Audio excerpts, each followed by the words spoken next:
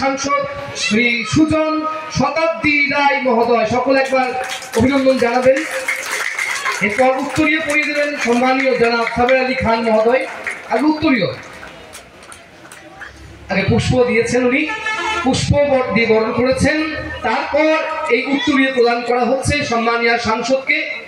শ্রী আমাদের প্রিয় অনুষ্ঠানের যে আলোক বর্ধনের শোভা তিনি বর্ণিত করছেন। তারপরে বরণ করে নেওয়া হচ্ছে শ্রীমতী সাহেবকে। চলে এসো, খুব দ্রুত চলে এসো। পুষ্প এবং চন্দন দিয়ে প্রথমে করলেন।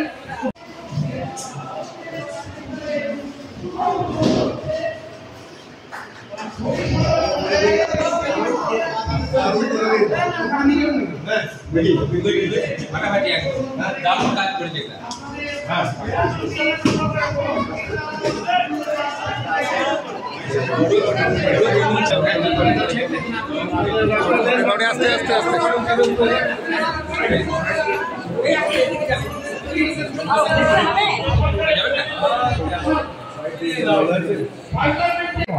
দাঁত দিয়ে এবং শিল্প চেতনা দিয়ে রাখতে ভালোবাসেন। আমাদের সাংসদ বলতে গর্ব হয়, এতটুকু কোথাও ওনার তীর ধারণের অসম্মান নাই। এই মানুষটির জন্য আমি আজকে ভেতরে যখন কথা বলি না, আমার লোম খুব খারাপ হয়। একজন শিল্পী হয়ে শিল্পীর জন্য বলতে ভীষণ ভালো লাগে। তাই আর কাল বিলম্ব নয়, সরাসরি আমরা সংবর্ধনা জ্ঞাপন করবো। সিউড়িতে আপনার নামে পোস্টার করছে মেডিকেল নিয়ে, এ বিষয়ে কি বলবেন?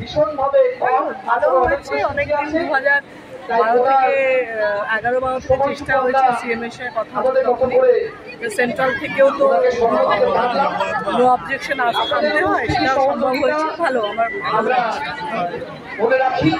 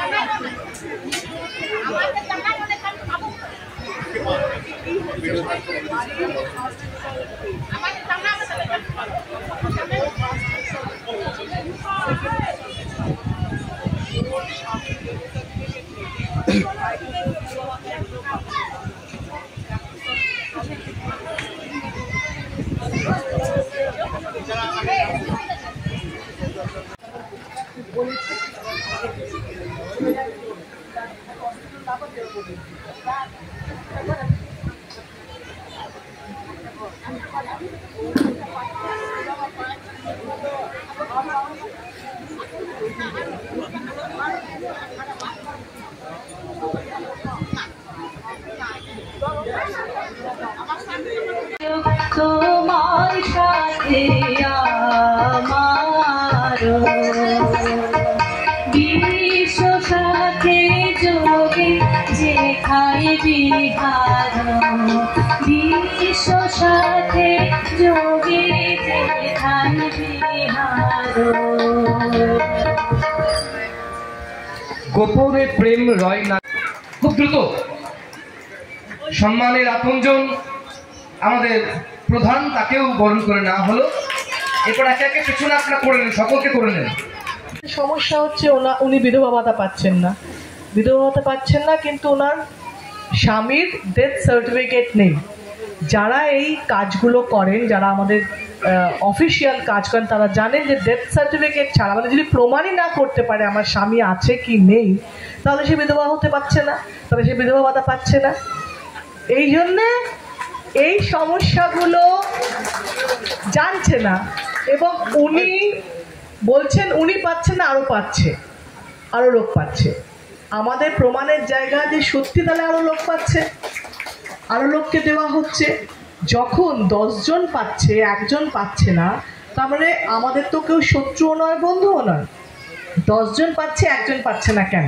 তবে তার কাগজের কোনো সমস্যা আছে, যে কাগজগুলো ফিল আপ করার জন্য যে প্রমাণগুলো দরকার সেগুলো উনি দিতে পারছেন না বলে বাকিরা পাচ্ছে, উনি পাচ্ছেন না।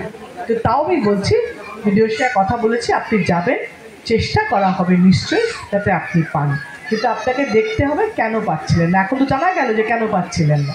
যে কাগজগুলো আছে, যে কাগজগুলো তৈরি করার চেষ্টা হবে সেগুলো নিশ্চয়ই করবে। আপনার সমস্যা, আপনার কষ্ট আমরা বুঝতে পারছি, কিন্তু সেই কষ্ট সমস্যার সমাধান করার জন্যও তো কিছু প্রসেস আছে, কিছু নিয়ম কানুন আছে, সেই নিয়মগুলো তো ওদেরও ক্ষমতা নেই, সে তার বাইরে যায়, তাই না? সুতরাং আমরা আছি যখন, এত লোক যখন পাচ্ছে, এত লোকের যখন ভালো হচ্ছে, আপনারও হবে। Thank you. বিহারো সেখানে যো তোমার সাথে আমারো বিশ্ব সাথে যোগে যেথায় বিহারো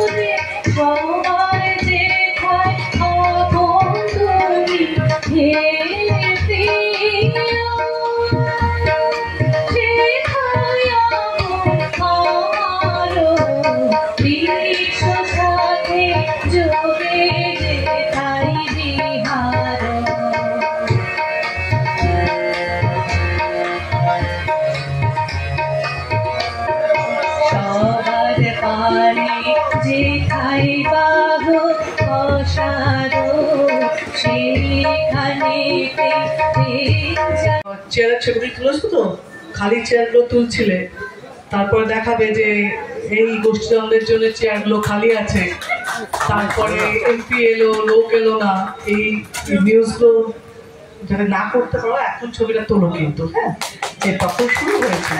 আমি দেখছিলাম ও সমানে খালি চেয়ারগুলোর ছবি তুলে যাচ্ছে, এবং ওর কি ভাবনা ছিল সেটা বোঝা যাচ্ছিল। তাই আমি খুশি যে আপনারা সবাই এসছেন এবং আপনাদেরকে ধন্যবাদ। আর আপনি কি বলবেন যাবে, আপনি কি বলবেন আমি আপনার কথা শুনে যাব, ঠিক আছে? এই ওয়েলনেস সেন্টারের অনেক কিছু করার কথা হচ্ছিল, এবং জল এবং বিদ্যুৎ ছিল না বলে অনেক দিন ধরে এটা চালু করতে পারছিল না। তো সেই কারণে এই আবেদন আমার কাছে পৌঁছেছে এবং আমি আমার তরফ থেকে সেটা দিয়েছি। তার জন্য এটা আজকে আমরা এসছি উদ্বোধন করতে, সবাই সেটা ব্যবহার করতে পারে এবং আপনাদের সেটা কাজে লাগে। একটা কথা মনে রাখবেন যে আপনারা আমাকে ভোট দিয়ে জয়ী করেছেন অনেকবার, এতগুলো বছর বীরভূমে থাকার সুযোগ করে দিয়েছেন, এবং আমার যা যা ক্ষমতার মধ্যে পড়ে, যতটুকু ক্ষমতার মধ্যে পড়ে আমি সবকটা কাজ করার চেষ্টা করি, এবং এত বছর এটা প্রমাণ করেছি যে আমি মিথ্যে কথা বলি না, এবং এটাও প্রমাণ করেছি যেটা পারি না সেটা বলে দিই, যেটা আমার দ্বারা হবে না, এবং যেটা পারি, পারবো, করব সেটাও বলি এবং সেটা করি। এবং আপনাদের এটা বলবো যে শুধু ভোট দেওয়ার জন্য নয়, যে ভালোবাসা দিয়ে রেখেছেন এত বছর ধরে আমাকে, সে ভালোবাসা বজায় রাখুন, কারণ ভালোবাসা নষ্ট হওয়ার কোনো কাজ আমি করিনি। তার ফলে আপনাদের পাশে থেকেছি, সবসময় পাশে থাকি। আসলে যদি দেখেন না হিসেব করে, উন্নয়ন বা যে কোনো কাজ করতে গেলে, ধরো আমি আপনাদের কাছে যখন আসি তখন আপনারা কি বলেন, রাস্তা চাই, জল চাই, হসপিটাল চাই, যেটাই চান, সেটা তো টাকার দ্বারাই সম্ভব হয়, যে আমি যে টাকাটা খরচা করব তাতে সেটা তৈরি হবে। কিন্তু আমাদের টাকা কত, এমপি ল্যান্ডের টাকা পাওয়া যায় 5 কোটি টাকা বছরে। সেটা কি হচ্ছে, তার মানে 7টা বিধানসভা, 1 কোটি টাকা একটা বিধানসভায় খরচা করতে পারছে না, আরও কম। যদি অঙ্ক করা যায়, একটা বিধানসভায় যদি 70 লাখ টাকা আমি খরচা করতে পারি বিধানসভায়, তাহলে একটা হরিশর অঞ্চলে কতটুকু জিনিস পাচ্ছে ভেবে দেখুন। আপনাদের যা প্রয়োজন, যত দরকার, তার হিসেবে দেওয়ার ক্ষমতা অনেক কম। তবুও আমি সেই এমপি যে এমপি প্রত্যেকবার এমপিলারের টাকা সঠিক জায়গায় সঠিক সময়ে স্বচ্ছতার সঙ্গে খরচ করেছি, এবং তার জন্যে আমি একবার দ্বিতীয় হয়েছি, তৃতীয় হয়েছি যে আমি সঠিক সময় খরচা করেছি বলে। তো সেই জন্যে আমার নিজস্ব কাজে কোনো গাফিলতি নেই। আমি বীরভূমে আসি, বীরভূমে থাকি, বীরভূমে মানুষের সঙ্গে যুক্ত আছি। আমি সবসময় বলি যে বীরভূম আমার, আপনারা আমার এবং আমি আপনাদের। সুতরাং সেই ভালোবাসা থেকে আমি সবসময় কাজ করি এবং সেই কাজের জন্যে আপনারা আমাকে ভালোবাসেন। এবং আগামী দিন মমতা ব্যানার্জি সরকার যা যা সুযোগ সুবিধা আমাদেরকে দিচ্ছে, আমরা জানি কি কি হিসেব, আপনারা জানেন কি কি পাচ্ছেন, কি কি পেয়েছেন, কি কি পাবেন। সুতরাং আমাদের সরকার, মমতা ব্যানার্জির সরকার যখন কথা দিয়ে কথা রাখে, এলাকায় যে তৃণমূলের নেতা নেত্রীরা আছে তারা সারা বছর আপনাদের সঙ্গে থাকে। এখানে সাবেরদা আছেন এবং প্রত্যেকটা এলাকায় ব্লক প্রেসিডেন্ট আছে, টাউন প্রেসিডেন্ট আছে, অঞ্চল প্রেসিডেন্ট আছে, অঞ্চলের সব সভাপতিরা আছে। প্রত্যেকেই আপনাদের সারা বছরে সব প্রয়োজন মেটাতে না পারলেও অনেক প্রয়োজন মেটায় এবং পাশে দাঁড়ায়। পাশে দাঁড়ানোটা তো খুব জরুরি, তাই না? শুধু নির্বাচন বলে আসে না, নির্বাচনের আগেও আসে, নির্বাচনের পরেও আসে, সারা বছর থাকে। সুতরাং অভিষেক বন্দ্যোপাধ্যায়ের নেতৃত্বে, মমতা ব্যানার্জির নেতৃত্বে তৃণমূলের সঙ্গে যারা আছি, তৃণমূলকে যারা ভালোবাসি, যারা তৃণমূলকে ভালোবাসেন, তারা তৃণমূলের সঙ্গে থাকুন। আগামী দিনও আমরা আপনাদের সঙ্গে থাকবো। এর থেকে বড় প্রতিশ্রুতি আর কিছু হতে পারে না। ধন্যবাদ।